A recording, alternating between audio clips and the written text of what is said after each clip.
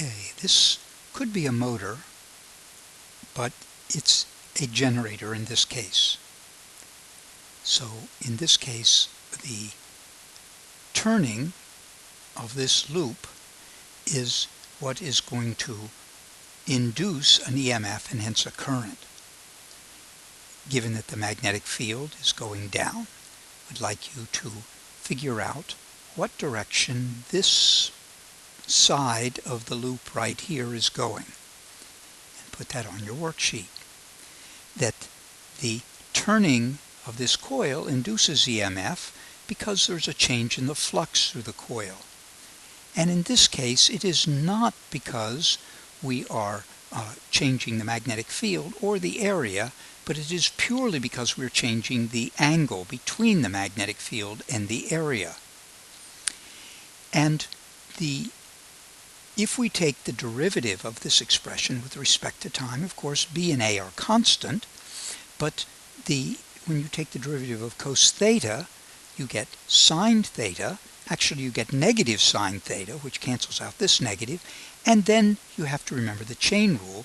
You have to then take the derivative of theta with respect to time. So I'm going to replace d theta dt by omega, the angular frequency, and here where I have theta in this expression, I will replace it by omega t. And so we have an expression for the EMF that comes from this generator. If I want the current, what I need to do is to take that EMF and divide it by resistance. So I take this expression and divide it by resistance, and I get this. And then I have added to the sine theta this phi, which is called the phase constant, and I want to use it to look at whether there is a difference in phase between the current and the EMF in a circuit. So we have this generator, and it is generating a sinusoidal EMF. And if I couple it with a resistor, then if I Kirchhoff around that loop, then the voltage across the resistor is going to be the voltage there at the seat of EMF, which again we said was sinusoidal. And if I divide both sides of this by R, I get that the current through the resistor is going to be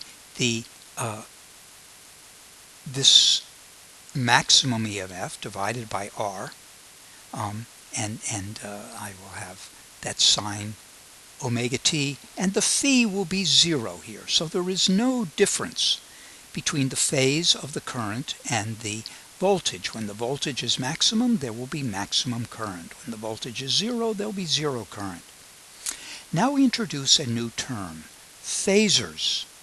These are not science fiction weapons. These are rotating vectors. So here is the max EMF as a phasor. As a vector, it has size and direction, but the phasor has also this angular frequency, this rate of change in the phase. Here at the resistor, the voltage and the current at any particular time is the projection of this phasor onto the y-axis. Again, we repeat, there is no difference in phase between the current and the EMF. Both, as you can see, they're lying on top of one another here, but when I is going up, the V would be going up, and when V stops, I stops, and so on. They're exactly in phase with one another. A much more interesting circuit is this one with a capacitor and that sinusoidal seat of EMF. You Kirchhoff around, and then the voltage is going to always be exactly identical to the voltage at the seat of EMF. But the charge on the capacitor is the capacitance times the voltage there, and the current would be the derivative of the charge. on the capacitor with respect to time. And when you take the derivative of this with respect to time, you get a cosine omega t, but don't forget the chain rule. You also get d omega t dt, or this omega that comes out here. Now, because I want to compare with the voltage, I replace cos omega t with sine omega t plus 90. And now we do have this phase constant of 90 degrees, positive 90 degrees. That I could have also made this be sine by subtracting 90 degrees, but you know that it is the derivative of the EMF that gets you the current, and here the derivative dE dt is going to, I mean, this is induced EMF, right? And that is caused by the change in the flux, which is caused by the change in the current. Here, where the EMF is the slopes start off very large and then decrease to 0, and so I want the current to start off very large and then decrease to 0, and then the slopes become negative, and so the current then becomes negative at a ever larger amount as the slopes get ever larger, and then the slopes remain negative, but they become less and less negative, going to 0, and the here first it becomes 0, and then it stays negative, but less and less 0, going to 0. So it is clear that what we wanted to do was to move this curve backwards 90 degrees to get what was going on here, that would be by adding 90 to the sine function, cause it to move this way. That is, by adding 90 at smaller t's, we get to that same argument. We get to that value 90 degrees earlier. So it is exactly correct. That when we consider the phasors, what that means is that the current is 90 degrees ahead of the EMF. And as they swing around, as the voltage gets bigger, the current is getting smaller. But they're both, when you project them onto this axis, they're both positive. But then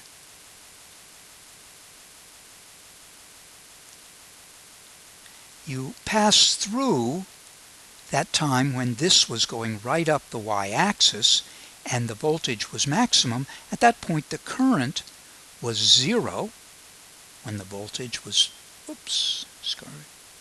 when the voltage was max, the current was 0, and then the voltage comes over here, starts its projection onto the y-axis, starts to get smaller, and you can see that the current has flipped over to being, its projection onto the y-axis has flipped over to being negative. I'm sorry, the current has flipped over to being negative right here. When we deal with a circuit with a sinusoidal seat of EMF and a inductor, again we Kirchhoff, and then the inductance was caused by a changing current, the rate of change in current. I'm going to go back here. Yeah, that I talked about the current being the derivative of the charge, but that's the derivative of the voltage, which is the thing that's changing as a function of time, not the capacitance. This time, here is the expression, and then what I'm going to do is multiply through by dt. This becomes a differential equation. It already is. And then I'm going to divide by L, and so you have this EMF max divided by L, and then the sine omega t, and then the dt, and over here you have di, and you integrate both of those. That gets you I, which was my whole goal. I knew what voltage was as a function of time in the inductor. What is the current like there?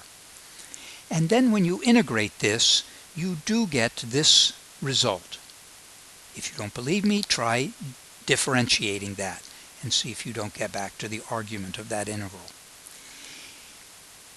This time I'm going to go from cos to sine so I can compare with that, but this time it's minus 90. This time it was integrating that I did, and that's finding the area under this curve. And here the area was increasing at an ever greater rate. And so the current ought to be increasing at an ever greater rate. And then the area continues to increase but an ever decreasing rate. And the current continues to increase but an ever decreasing rate. And then the area becomes negative at an ever increasing rate, and so this starts decreasing at an ever increasing rate. I'm not sure if I got that correspondence right, but it is definitely the case that instead of moving this curve back like we did when we went to capacitance, I'm going to move it forward 90 degrees to get the current across the inductor. That is, that the current is out of phase with the voltage and it is behind it by 90 degrees. And we would do the phasors with the current behind the EMF by 90 degrees. And the same thing as this spins around, first the EMF is increasing. I mean, when it was down here on the axis, it would be 0, and then it would be increasing. When it was on the axis, this I would be pointing down here at the negative value, boom. And as this goes this way, the EMF increases, but the voltage, but the current is decreasing to 0, that the projection onto this axis, and then as this crosses over to the other side, this I starts coming up here. I hope you can agree that these phasors do a marvelous job of describing what's going on, but that's not all they're good for. But before we show what they're good for, you need this mnemonic. Eli the Iceman, that the EMF is ahead of the inductance, is ahead of the current in the inductor, and the current is ahead of the EMF in the capacitor. Exactly these pictures. Now we take a circuit that has a resistor, a capacitor, and an inductor, all three an LCR circuit. And the voltage would be equal to the current times the resistance, but the current through the resistor is going to be the same as the current here at the capacitor and the current at the inductor. Marbles in a tube. And so we solve an expression, well, we write again the expression for the current, and this Emax sine omega t was the plus sine 90. I'm a little bit concerned. That is, no, yeah, that would be the voltage in the capacitor.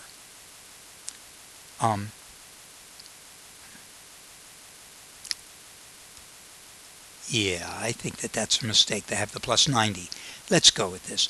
The voltage in the capacitor is going to be equal to the current there divided by C omega, and the voltage Emax times sine omega t, the voltage in the inductor is going to be I times L omega. But the net voltage, the equivalent voltage, that value which is equal to this, is going to be the sum of these three. And yeah, okay, this was good. what I had written here, because it's no longer going to be the case that what's happening with the voltage here is going to correspond exactly to what's there. That's only for a circuit that only had the seat of EMF and the element. We notice in this equation that 1 over C omega is what you multiply times I to get voltage, and LW is what you multiply times I to get voltage, both of them playing a similar role to resistance, and we call it reactance. The capacitive reactance is defined thusly. The inductive reactance is defined thusly. And you need to get good at remembering these. It should be fairly easy. Remembering what the capacitive reactance is equal to is a little bit harder, and you need to memorize that too. So here is the phasor diagram for this LCR circuit, with the current the same for all three of these, and in phase with the voltage across the resistor. The current is 90 degrees behind the voltage in the inductor. The current is 90 degrees ahead of the current in the capacitor.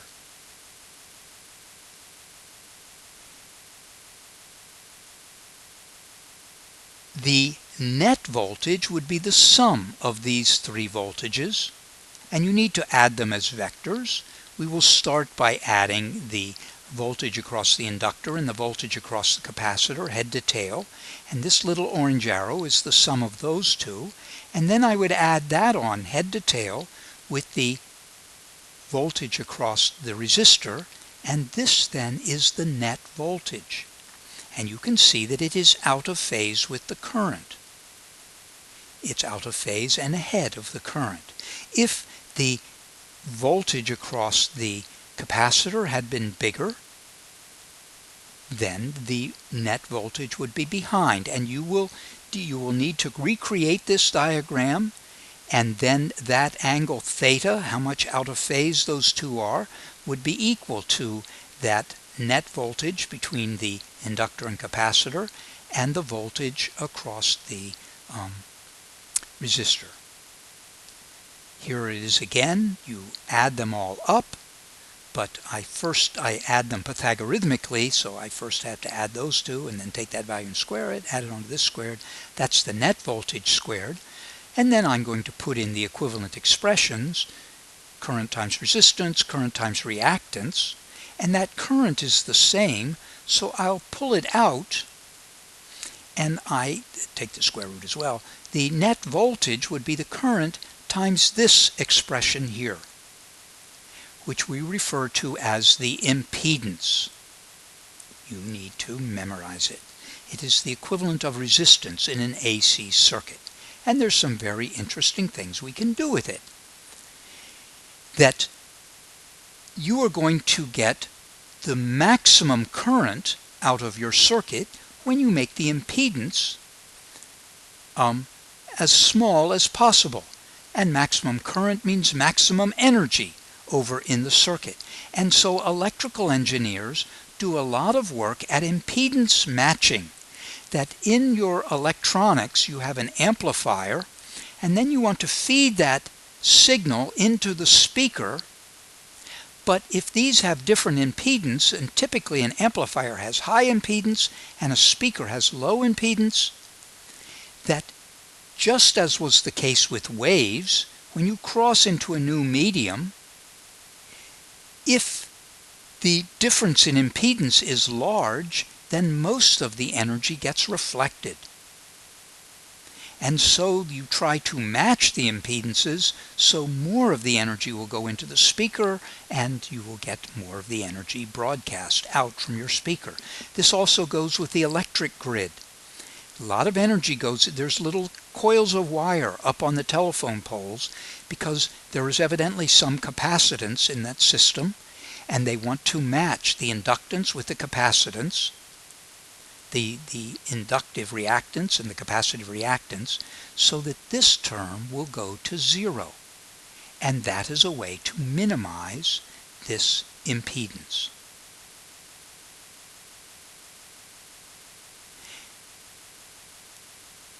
You can also do it by making resistance small, but there's a limit to how much you can do to that. But this is something you can pull off. So we get maximum response, that is resonance in our circuit, when we match these two reactances. There is their definitions again, and I get the omegas together, bring the L over here, and here is an expression for that frequency. Remember that the reactance, let's go back and look again, the capacitive reactance depends upon omega, the inductive reactance depends upon omega, and so by adjusting omega, you can cause these two to be equal and get that term to go to 0. This is the condition that leads to resonance, that the circuit will have a natural frequency where it has its optimal response, and it will have a drive. Oh, come on.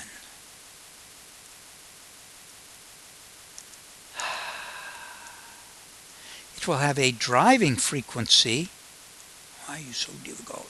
A driving frequency that the generator is driving it at, and if we can make the natural frequency the same as the driving frequency, then we will get resonance, just like what we did in the first semester.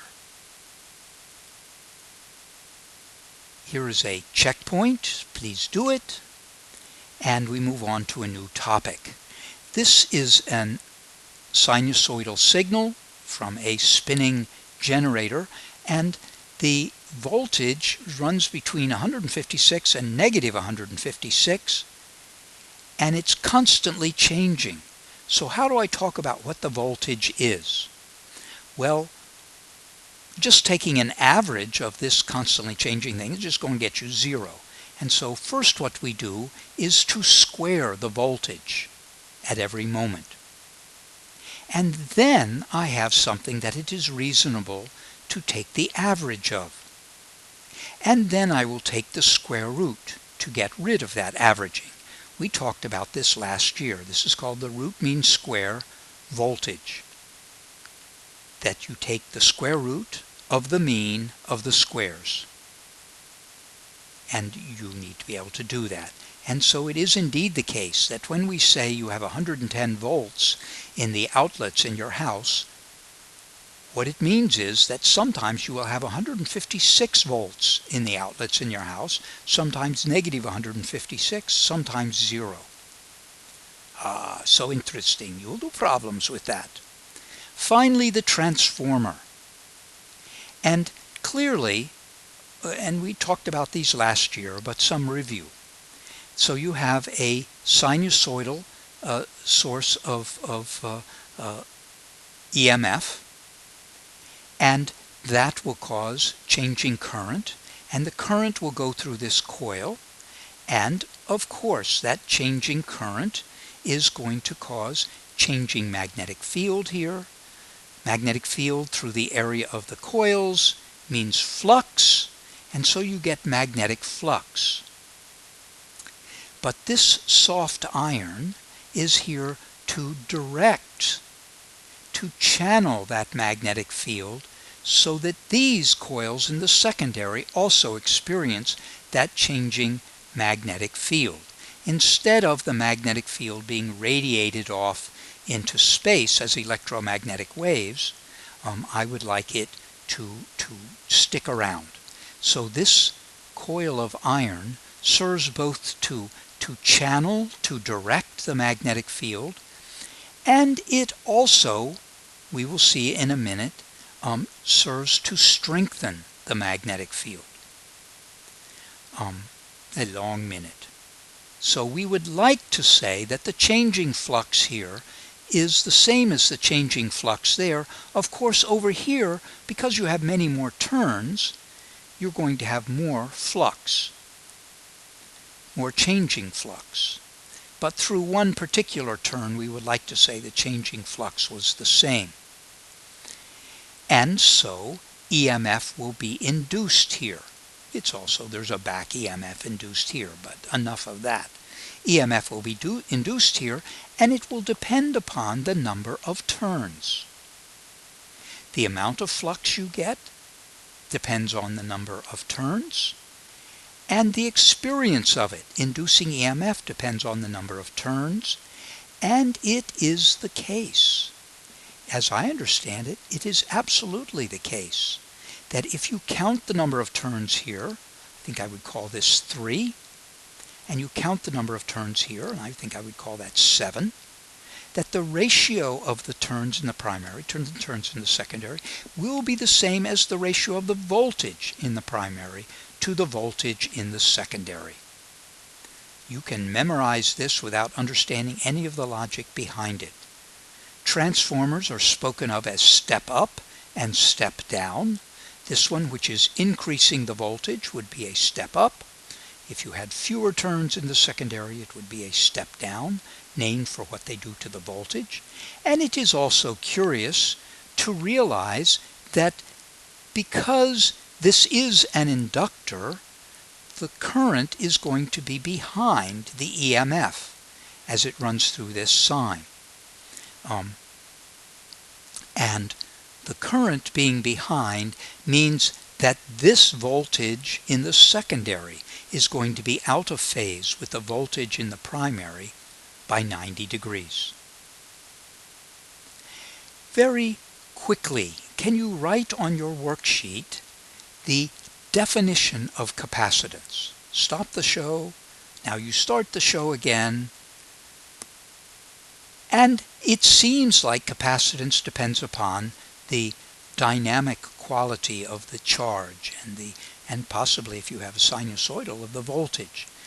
But we recall that it does not. You could write on your worksheet the capacitance of a parallel plate capacitor. Stop the show. Start the show. Here it is, and we see that capacitance depended solely on geometry. But then the point I want to make was, if you put something into the space between the plates, which was also true for the cylindrical and spherical capacitors, it increased the capacitance.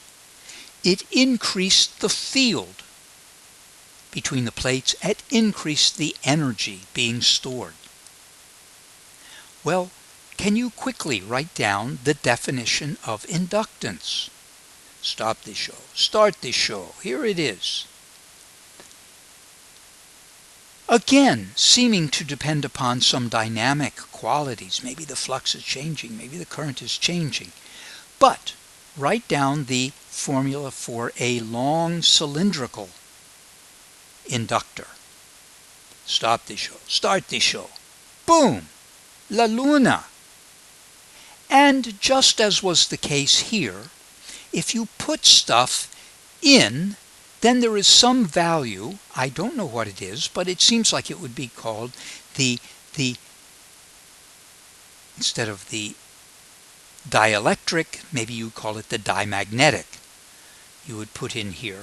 But it does increase the magnetic field, the energy in the magnetic field, it increases the inductance, and that is the other thing that the iron does here. So it channels the magnetic field, but it also strengthens the magnetic field, having that soft iron in there.